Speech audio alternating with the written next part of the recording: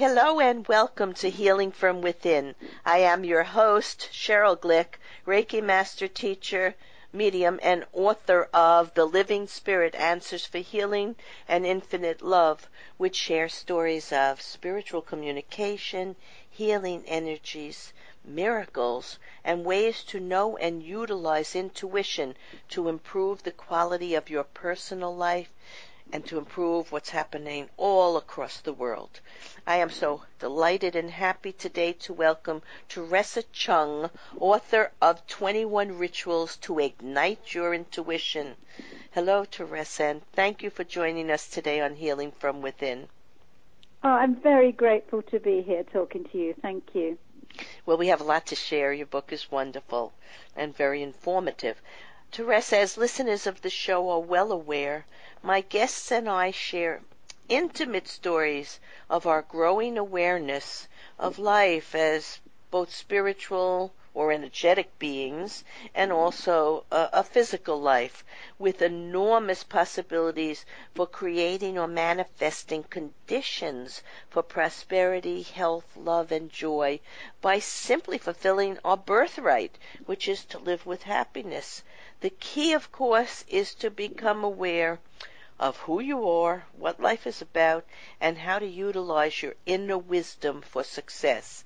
In today's episode of Healing from Within, Theresa Cheung was born into a family of psychics and spiritualists and who went to King's College, Cambridge University, graduating with a master's in theology and English, and is the author of numerous best-selling mind, body, spirit books. Today we'll address intuition from the simple way a mother may have a feeling about her child's needs and gather information about the best plan of action from a gut feeling, which have often proven to yield better results in decision-making than logic. We will discuss how optimism, which is very important, engages with intuition and how it can be cultivated. Theresa, I always love to ask my guests to think back to their childhood and remember a person, place, or event that may have signaled to them or to others the interests, work, or lifestyle they might pursue as an adult, because I know we are born with a soul plan and destiny, and over time it does become clear to many of us. So think back for a minute. Mm-hmm. What do you remember? I'm picturing myself very young, 4 or 5 years old, because I grew up in a family of psychics and spiritualists. It was commonplace to go to seances, demonstrations of mediumship. I didn't really understand what was going on at the time. All I knew was that oftentimes people would go into a service looking heavy, looking tired. Sometimes there were tears. And I often remember at the end of the service, these people would go away. Some of them were still crying, but they were lighter and they were smiling. And I loved that. As time went on, I didn't develop any psychic or medium abilities myself particularly. I had my moments. But I loved that idea of the message that was being given, that there's something more to this life than meets the eye. Death's not the end. That I wanted to kind of capture in my work. I loved the transformation that I saw. Even as a young child, I didn't understand it. I didn't understand how people could cry and smile at the same time, how that was beautiful. And it really, really, I can still close my eyes. That's why I thought of it and remember it. I can remember it. That's beautiful. I was born into a family very methodical and of the physical world, and I am a psychic medium and healer, and it was very hard for me to try to, show them my talents and gifts because it sort of wasn't acceptable. They wanted me to develop my mind and all things of the physical world, which I did for a long time until it looks like we should have swapped families because we should have, right? No. I was more drawn to the sort of the academic, the researching. Right. Well, so was I. Great frustration to my family because I wasn't able to sort of link in. I sort of had a bit of a block. It's funny. It's funny, but I was drawn to study philosophy and religion and science in a way to understand the bigger picture, because I knew there was a bigger picture and they weren't seeing it, the people in my life. So it's very, very funny. But you see, we are. Yeah, I was kind of the odd one out, but not the odd one out. Well, I was also, but the thing is, we are placed in the exact situation we need for our souls to eventually remember who we are and what life is about, and to find ways to share with others how to live their best, most purposeful and productive life. And I, as a Reiki practitioner, know exactly what you saw as a child. When the energy is released and a person is lighter and there's a beauty in their face that just shines. It just radiates, and that is what I help people to see. Because after a session, sometimes I just say to them, look in the mirror. And they smile. And they see what has happened, how they've let go of issues and energy that they no longer need. So it's very interesting that you told that story. I love it. Thank you. So let's go on, because we're talking about intuition, and intuition is a sixth sense, and it is a gift, and we all have it.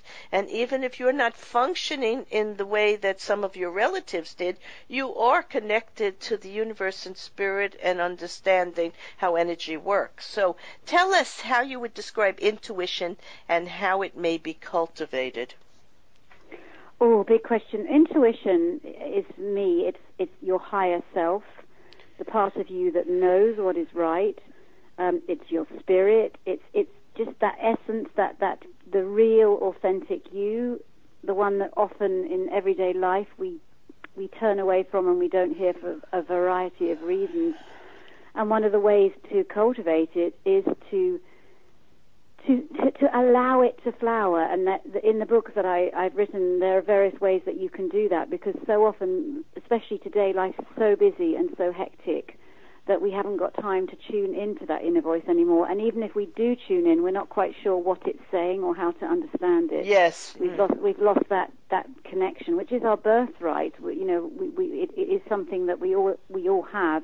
But sadly, we lose it due to the pressures of daily life. And this book that I wrote is a way of trying to return that to that inner knowing, the part of you that knows not necessarily what's easiest, because sometimes what's easiest and will make us instantly happy isn't necessarily the best thing, but what is necessary for our evolution, because I firmly believe we're all here to learn and to grow, and your intuition knows what's the best thing for you to do to evolve into a higher and higher version of yourself.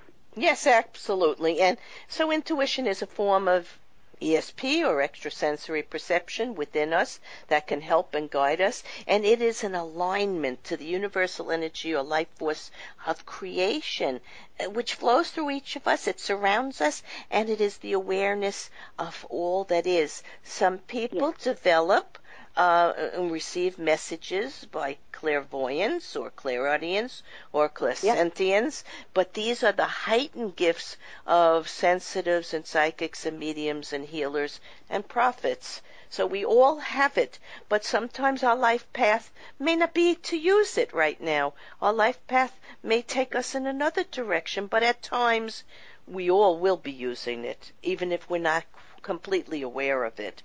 In my book, The Living Spirit, I address this great gift of knowingness or intuition as our soul's wisdom, and I wrote, before I awaken to the awareness of the continuity of the eternal soul, the immense possibility for the growth of each person's personal power, and the ability to connect to spiritual energies, I did not know or even vaguely understand how to listen to my inner voice. Was this the whisper of guidance from a higher self, or a gut feeling connected to the mind, or an innate cellular intelligence?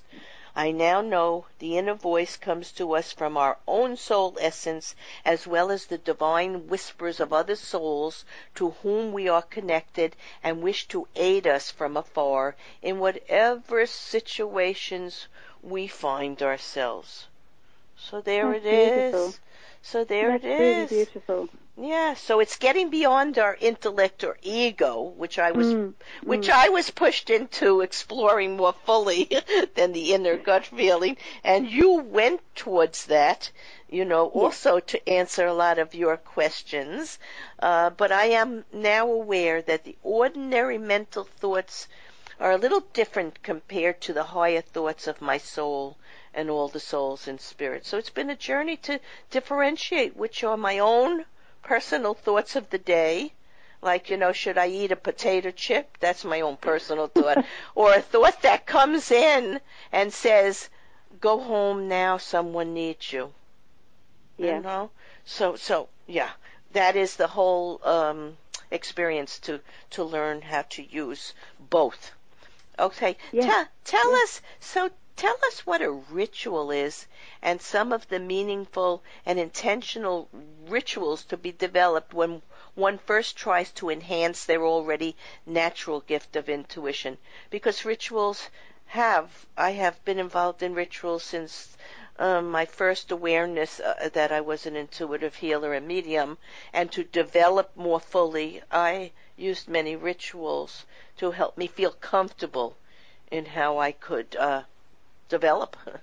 So tell us something about that. Rituals, for many people, they associate them immediately with religion, and this book shows that, you do not need to be religious to perform rituals, just as you don't need to, spirituality and religion are different. Rituals are for everyone. Yes. So first of all, remove that. It's nothing to do with paganism or witchcraft either. A ritual is simply something that you do, emphasis on an action. It's an action that has sacred and personal meaning to you.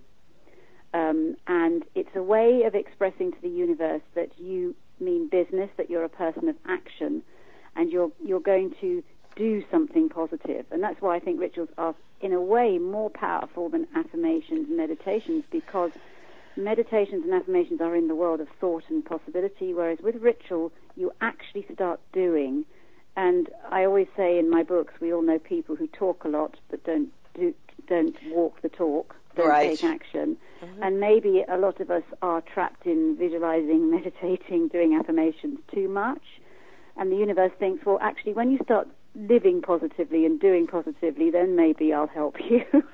Right. I sometimes think that, that there's not enough emphasis on positive doing. There's too much emphasis on positive thinking. Positive thinking is great, but you have to apply it to do. It's married together, like it's two parts of the coin. It's a positive action, something that you can do, and it's perfect for releasing your intuition, because the way intuition works is intuition flowers when your conscious mind is at rest or busy and preoccupied. For example, when you're asleep, our intuition flowers in dreams because our conscious mind is shutting down. And what rituals do is they distract your conscious mind with the activity of the ritual, therefore freeing your unconscious mind, where your intuition speaks, to express itself. And so rituals are that's why we often have intuitive insights in the shower or when we're driving. Mm-hmm. We're doing something repetitive that we don't, that kind of busies our conscious mind with the activity of that. Or I've got to wash my hair, soap. Or if I'm driving, I need to change gear. And you sort of go a little bit into automatic. That therefore frees up your unconscious, and that's also why when you're asleep, you sometimes have amazing intuitive dreams, because your unconscious is free to express itself. Mm-hmm. So that's why rituals are the combination of rituals and doing rituals to boost your intuition is a powerful combination. I think one of the best ways to release your intuition is to perform rituals, because you need that repetitive action to just still and calm the conscious mind. Because if you're not doing a ritual, your conscious mind is wild and trying to take over and filling you with fear and anxiety like it tends to do. And a ritual can just calm you, busy your conscious mind, and allow your intuition to give you the guidance and comfort and insight that you need. Yeah, and you mentioned that scientists from the University of California have shown that your brain is led more by your actions than your thoughts. Absolutely. Well, we all know that, don't we? If you're feeling a little bit down, if you go for a brisk walk, it doesn't matter what's going on in your head, you're going to feel a little bit better at the end of the walk because of the activity. it has kind of changed your mind in a way. Yes, because you didn't get lost in the energy of what was bothering you. You went beyond it to engage something else. Yeah, absolutely. Yeah, you're distracted with the physical attention, and you're right. There is research to show that actually, there is research to show that thoughts can influence our body cells and our health and well-being. But there is also research which has not got enough attention, how much our daily actions and routines influence our brain and our mood and our health. And if you therefore look at key actions in your day and then bring a sense of the sacred to them, how powerful is that for shaping the course and direction of your life? And that's why all the rituals in the book are very simple things that you can do, that you do every day anyway, but you bring a sense of the sacred in it. Absolutely. Now, intuition is a skill that can strengthen through intentional practice. Tell us how we can strengthen intuition and also the many benefits of using intuition in our everyday lives. Well, first of all, the benefits, I'll do that because I'm sure everybody wants to know that. The benefits is your intuition knows what is the best course of action for you. As I say, the best course that will help you evolve, learn and grow. And basically that's why we're here on this planet, which is to find our meaning, learn and grow. Your intuition knows what that is. Mm-hmm. So that's the benefit. Your intuition will, for example, will know what is the right food.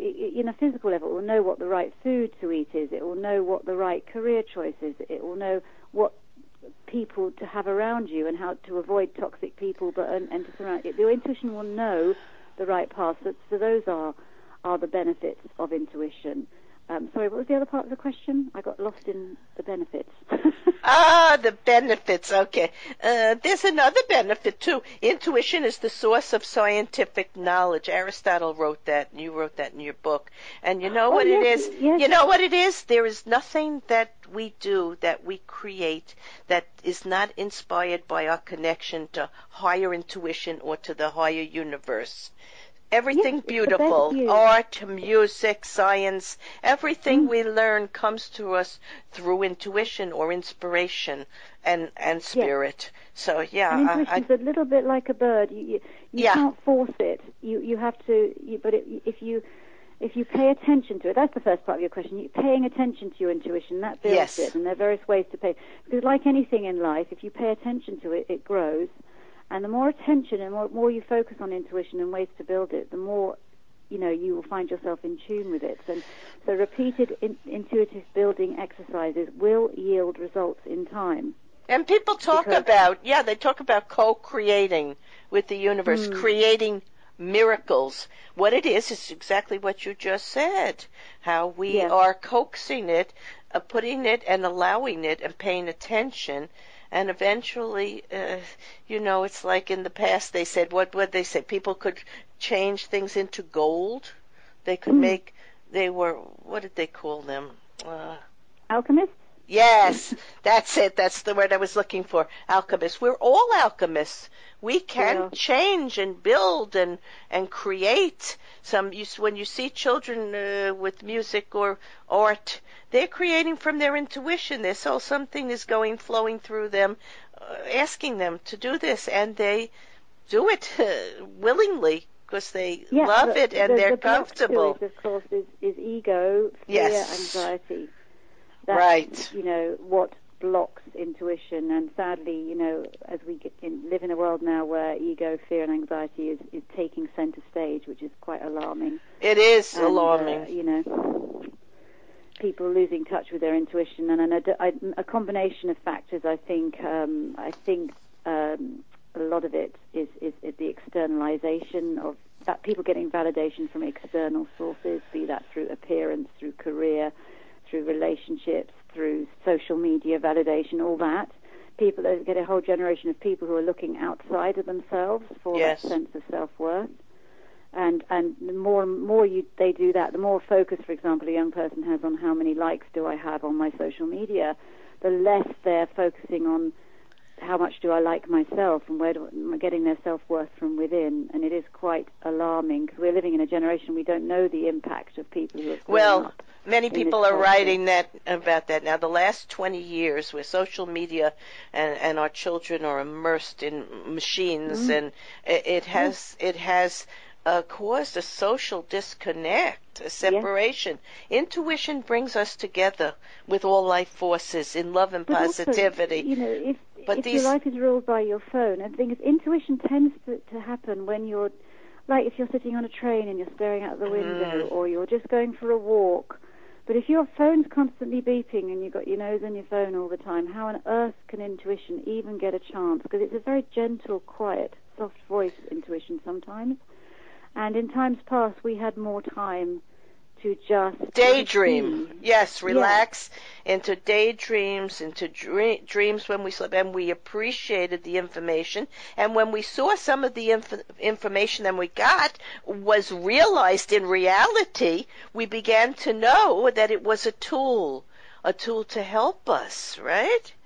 Yeah, and you know, people don't have time to reflect now. You know, I'm a huge fan of Jane Austen, of course, being from the UK, and you know, one of the reasons those books are so loved, the heroine goes to her room and she reflects for hours on the events of the day, and takes her time to sort of process her emotions and feel what the next right move is to do. You know, and those days have, of course, gone. You can't go back in time, but we have no time to reflect and ponder.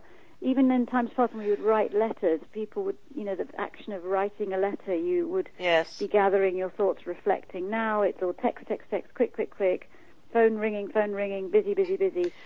Intuition is disappearing fast. I hope it's not gone. I hope it will research, and we will see how we're being lost in the machines, like that movie, The Matrix, and we will come to realize our human and spiritual talents, and we will retrieve a lot of this. I want to give our listeners an idea of an intuition. You know, many years ago when I was first starting my Reiki energy healing practice, there was a young woman at the desk who used to take money after a session, and a sum of money had accumulated, and one day I walked in and a thought flew through my head: take the money now.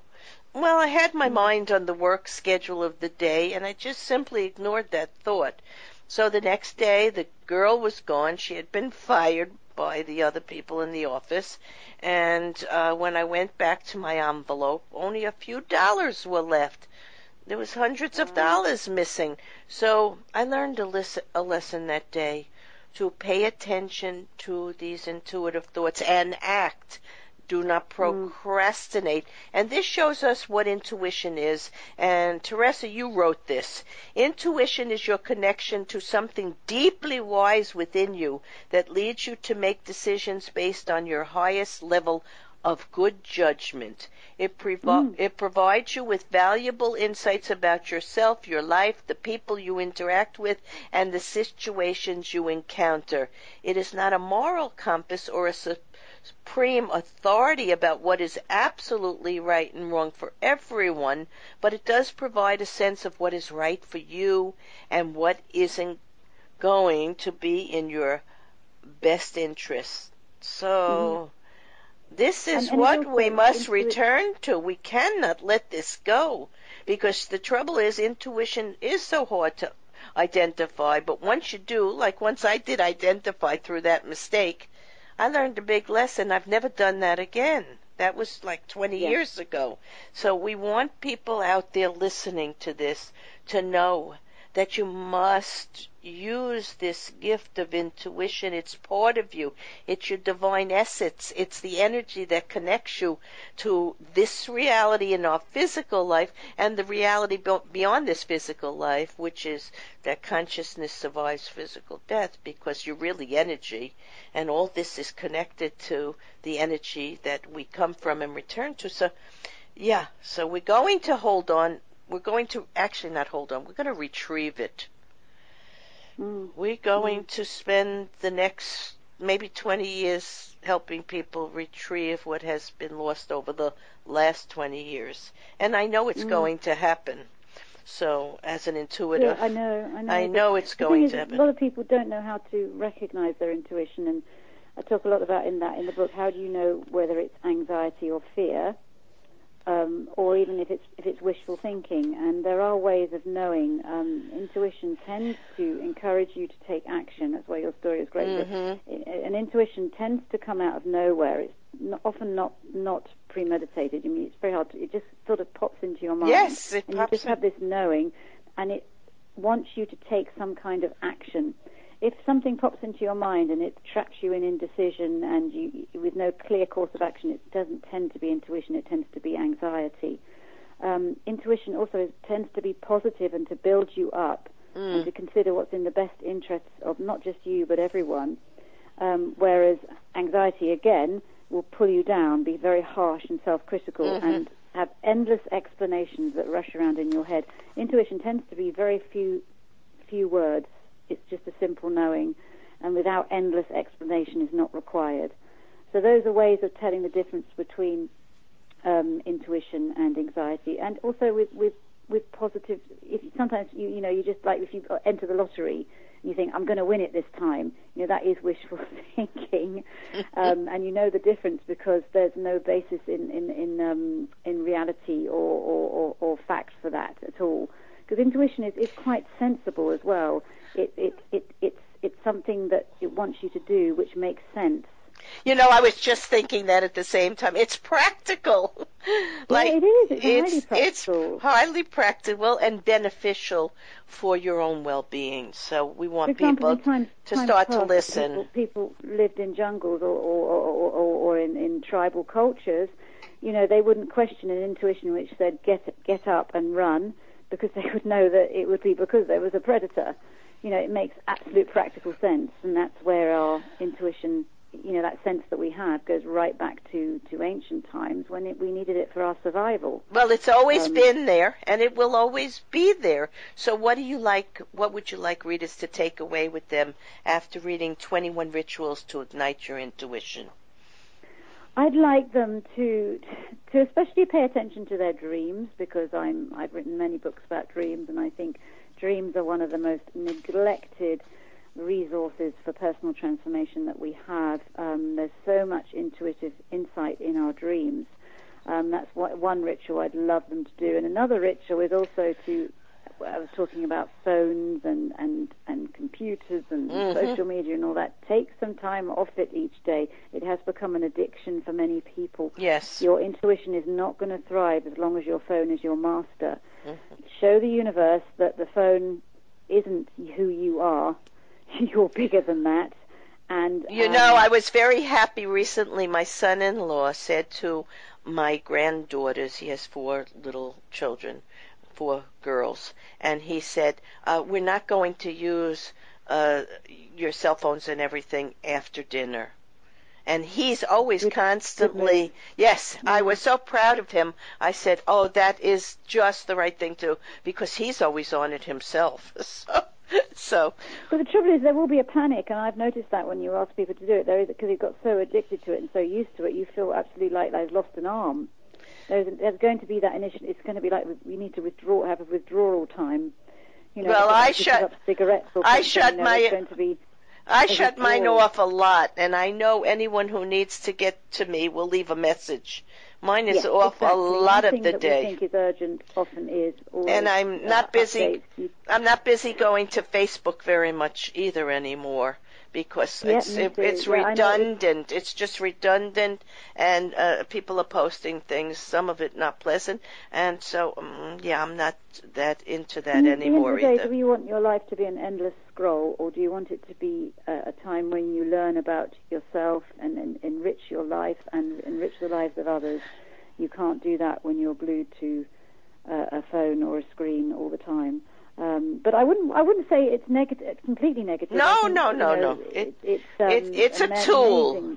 It's an amazing way to connect and learn. Yes. There's so much you can learn online, but just make it productive, and then have time. Just have some time to be quiet and still. Right. And because that's when intuition's going to pop into your mind. It can't compete with modern technology. It really can't. It struggles. It struggles to be heard, and that's why most of the time people are having intuitive insights in their dreams, because that's the one time when they're away from it all. But people forget their dreams. They don't bother with them. They don't think they're important, and that is so sad. Your dreams are your spirit talking to you. In a symbolic language, people find dreams difficult to understand, but it's because it speaks to you in the language of symbols. It's a different language, and you need to learn your own personal symbols.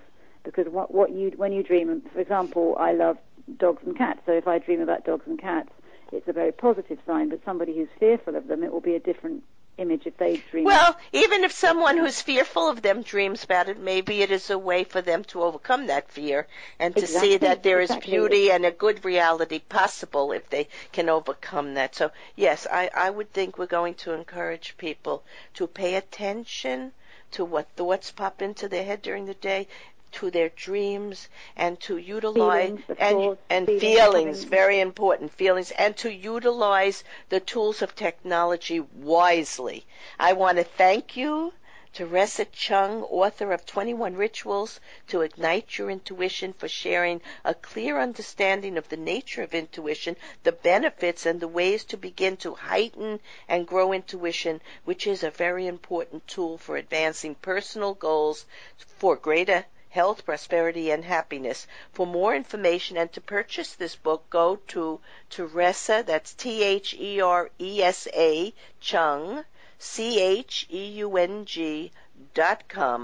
In summarizing today's episode of Healing from Within, we have explored the inner world of intuition and discovered many rituals that we may begin to practice to enhance and awaken our natural gift of inner knowing, which aids us in making decisions and choices that can create a happy, healthy, positive life journey.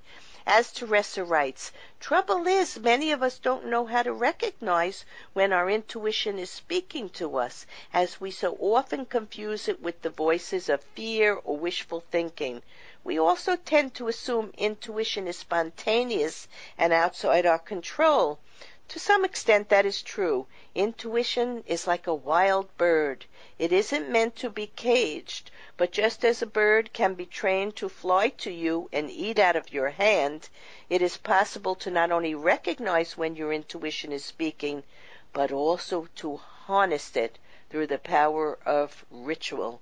Theresa and I would hope you begin to discover and use your God-given, divinely inspired key to your inner life and wisdom, and that is your intuition, as a way to know how to maneuver yourself through this physical world with greater efficacy and to inspire and manifest your best life. I am Sheryl Glick, host of Healing from Within, and I invite you to visit my website, SherylGlick.com, to read about and listen to and learn about the world of metaphysics, quantum physics, science, spirituality, energy medicine, the universal force of being, and all things that empower us to achieve a positive, productive, happy life journey. Shows may also be heard on webtalkradio.net and dreamvision7radio.com. Thank you.